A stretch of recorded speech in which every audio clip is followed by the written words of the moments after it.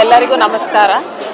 ಇವತ್ತು ನಾನು ನನ್ನ ವಾರ್ಡ್ ಆದಂಥ 45ರ ಎಲ್ಲ ಜನರಿಗೆ ಧನ್ಯವಾದನ ಹೇಳೋಕ್ಕೆ ಇಷ್ಟಪಡ್ತೇನೆ.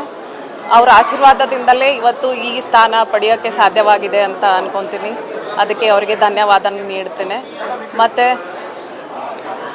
ಶ್ರೀ ಮಲ್ಲಿಕಾರ್ಜುನ್ ಖರ್ಗೆ ಜಿ, ಪ್ರಿಯಾಂಕ್ ಖರ್ಗೆ ಜಿ, ಆಮೇಲೆ ಶ್ರೀ ಶರಣ್ ಪ್ರಕಾಶ್ ಪಾಟೀಲ್ ಸರ್ ಅವರು ನಮ್ಮ ಬೆನ್ನೆಲುಬಂತೆ ನಿಂತು ನಮ್ಮನ್ನು ಪ್ರೋತ್ಸಾಹ ನೀಡಿದ್ದಕ್ಕೆ ಧನ್ಯವಾದ ಹೇಳೋಕ್ಕೆ ಇಷ್ಟಪಡ್ತೇನೆ.